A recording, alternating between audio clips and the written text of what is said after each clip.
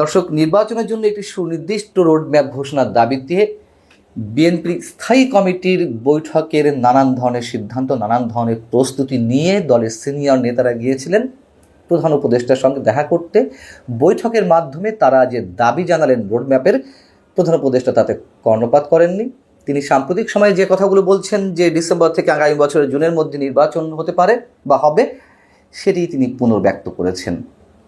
অর্থাৎ বিএনপিকে খালি হাতে ফিরতে হয়েছে এবং এটুকু এই মুহূর্তে বলা যায় সরকারের নানান ধরনের সিমটমে কাজের নির্বাচন অনিশ্চিত। জুনের মধ্যেও যে নির্বাচন হবে সেটিও যে পরে গিয়ে প্রলম্বিত করা হবে না তা নিয়ে যথেষ্ট ধরনের সন্দেহ রয়েছে। তাহলে নির্বাচন যদি অনিশ্চিত হয়ে থাকে, সেক্ষেত্রে বিএনপি এবং আমাদের সেনাপ্রধান জেনারেল ওয়াকারুজ্জামান সম্পর্কে আমি দুটি প্রশ্ন তুলতে চাই। আমি সে বিষয়ে আসব। প্রথমেই একটা মজার তথ্য দিয়ে এই আলোচনাটা শুরু করি। সেটি হচ্ছে, বিএনপি যেখানে প্রধান উপদেষ্টার মুখ থেকে রোডম্যাপের কোনো ধরনের ঘোষণা আদায় করতে পারল না, আমাদের প্রধান নির্বাচন কমিশনার সেখানে মন্তব্য করে বসলেন বুধবার সকালেই একটি অনুষ্ঠানে যে আগামী জুন জুলাই মাসের মধ্যে নির্বাচন সংক্রান্ত রোডম্যাপ প্রকাশ করা হবে। কি হাস্যকর না? নির্বাচন কমিশন বলছে যে জুন জুলাইয়ের মধ্যে নির্বাচনের রোডম্যাপ ঘোষণা করা হবে, আর প্রধান উপদেষ্টা বলে দিয়েছেন রোডম্যাপ এখন না, এই মুহূর্তে এই প্রসঙ্গে কোনো কথা নয়, ডিসেম্বর থেকে জুনের মধ্যে নির্বাচন। এবং যেখানে সংসদীয় আসন বিন্যাসের বিষয়টি এখনও মীমাংসা হয়নি, নির্বাচন কমিশন আসন পুনর্বিন্যাসের প্রস্তাব করে আইন মন্ত্রণালয়ে একটি চিঠি পাঠিয়েছে। যতদূর শেষ সংবাদ আমাদের কাছে রয়েছে, ওই চিঠি ওভাবেই পড়ে আছে। বোঝা তো যাচ্ছে তাহলে নির্বাচন সম্পর্কে অন্তর্বর্তী সরকার কতটা সিরিয়াস। এবং নাহিদ ইসলাম বলেছেন আরও মজার কথা, যুক্তরাষ্ট্র থেকে যে দুই হাই প্রোফাইল ডোনাল্ড ট্রাম্পের প্রতিনিধি এসেছেন, তারা বিভিন্ন রাজনৈতিক দল, সুশীল সমাজের সাথে কথা বলছেন, যদিও তাদের অন্য উদ্দেশ্য রয়েছে, এর আগে আমি আপনাদেরকে জানিয়েছি। তো তার ধারাবাহিকতায় ছাত্রদের যে দল এনসিপি, সেই দলের প্রতিনিধির সঙ্গে বৈঠক করেছেন। বৈঠক শেষে নাহিদ ইসলাম বলেছেন, প্রশাসন অনেক জায়গায় বিএনপির পক্ষে কাজ করছে, এই ধরনের প্রশাসনের অধীনে নির্বাচন করা সম্ভব নয়। বিএনপি কোথাও কোথাও প্রভাব বিস্তার করছে, সত্য কথা, কিন্তু প্রশাসন কেন? শুধুমাত্র পুরো সরকারই তো চলছে নাহিদ ইসলামদের কথায়। এই যে সাবেক সমন্বয়ক যারা রয়েছেন তাদের কথায়, সেখানে নাহিদ ইসলাম যদি বলেন যে প্রশাসন চলছে বিএনপির কথায়, এর চেয়ে হাস্যকর কথা সাম্প্রতিক সময়ে আর হতে পারে না। আসিফ নজরুল আবার যা বলেছেন তার সঙ্গে আবার ছাত্রদের কথা মিল আছে। আসিফ নজরুল আবার নতুন প্যাচ দিয়ে দিয়েছেন। প্রধান উপদেষ্টার সঙ্গে বিএনপির যে বৈঠকটি ছিল, তারপরে সংবাদ সম্মেলনে তিনি বলেছেন, জুলাই আগস্টের আন্দোলনে যারা নিহত হয়েছেন তাদের বিচার করে নির্বাচন। এতদিন সংস্কার, এখন যারা নিহত হয়েছেন তাদের বিচার করে, তারপর আবার আওয়ামী লীগে নিষিদ্ধ করার বিষয় আছে। এক এক সময় এক এক ধরনের কথাবার্তা।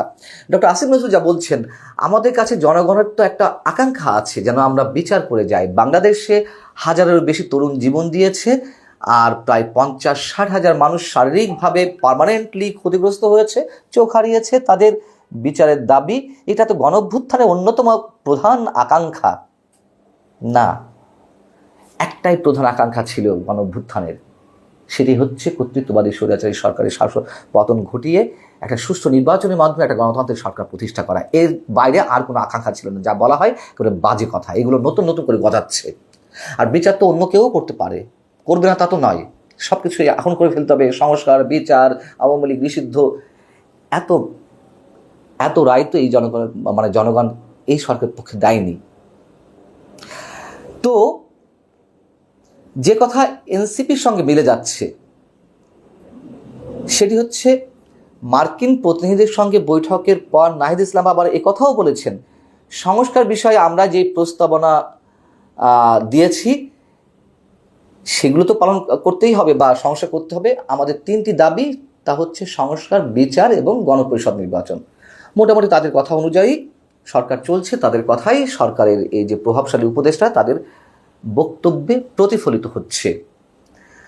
এখন বিষয় হচ্ছে যে খুব সহজভাবে একটা কথা বলি, এই যে ভাঙা রেকর্ডের মতো বলা হচ্ছে এই বছরের ডিসেম্বর থেকে আগামী বছরের জুনের মধ্যে নির্বাচন, এপ্রিল মে জুনে কোনো নির্বাচন হতে পারে না, হয় না, হওয়ার কথা নয় প্রতিকূল আবহাওয়ার কারণে দেশের। এটা তো এখন সব জায়গা থেকে উচ্চারিত হচ্ছে, এটি সরকারও জানে, সরকারের কোনো কোনো উপদেষ্টা বা বিশাল এক আমাদের প্রেস সচিব আছেন মিস্টার শফিকুল আলম, তিনিও তার একটি বক্তব্য উচ্চারণ করেছেন যে এপ্রিল মে জুন প্রতিকূল আবহাওয়া থাকে, মার্চের মধ্যে নির্বাচন হতে পারে। তাহলে কেন বারবার জুন ঘুরিয়ে ফিরিয়ে আনা হচ্ছে? এই কথাটি তো এখন এস্টাবলিশড যে ঝড় বৃষ্টি বাদলের মধ্যে নির্বাচন অনুষ্ঠান সম্ভব নয় এদেশে, তারপরেও তারা জুড়ে দিয়েছে। অর্থাৎ নির্বাচন কবে হবে, আদৌ হবে, আমরা নিশ্চিত করে কেউ বলতে পারি না, যদিও সরকার জুনের উপরে এমফাসাইজ করছে। বিষয়টি হচ্ছে যদি নির্বাচন অনিশ্চিত হয়েই থাকে, বিএনপি যে ব্যাপক প্রস্তুতি নিয়ে রোডম্যাপের দাবিতে গেল, তারা খালি হাতে ফেললো। এখন বিএনপির ভূমিকা কী হবে? বিএনপি তো সেই যে আওয়ামী লীগের সময় আন্দোলনের ঘোষণা দিত যে ঈদের পরে আন্দোলন, এবারও বলে রেখেছিল যে নির্বাচনের সুনির্দিষ্ট রোডম্যাপ ঘোষণা না হলে ঈদের পরে আন্দোলন, এবারও বলেছে। তাহলে বিএনপি আসলে কী করতে চায়? মানুষ বিএনপির উপরেও বিরক্ত, তাদের আকাঙ্ক্ষা একটা নির্বাচন, নিঃসন্দেহে। কেউ কেউ তো নির্বাচন প্রলম্বিত করতে চায়, যারা ক্ষমতায় আসার ন্যূনতম যাদের কোনো সুযোগ নেই, জামাতে ইসলামী, এই ছাত্ররা। তাহলে বিএনপি কেন পারছে না? বিএনপির দুর্বলতা কোথায়? বিএনপি কেন গঠনতান্ত্রিক বা গণতান্ত্রিক উপায়ে, শান্তিপূর্ণ উপায়ে নির্বাচনের বিষয়টি নিশ্চিত করতে পারছে না?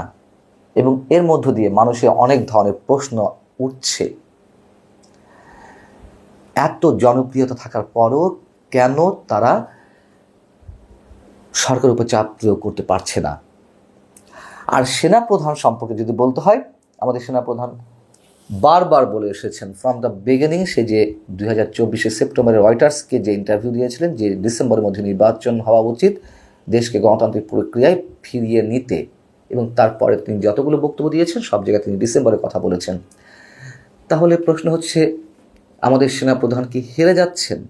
যদি বলেন যে এর মধ্যে সেনাপ্রধানের প্রসঙ্গ কেন, অবশ্যই সেনাপ্রধান বা সেনাবাহিনী এখন একটি পার্ট, এবং 5 আগস্টে যে ভয়ঙ্কর একটি পট পরিবর্তন সেই দিনই সেনাপ্রধান বলেছিলেন তার উপরে জনগণকে আস্থা রাখতে।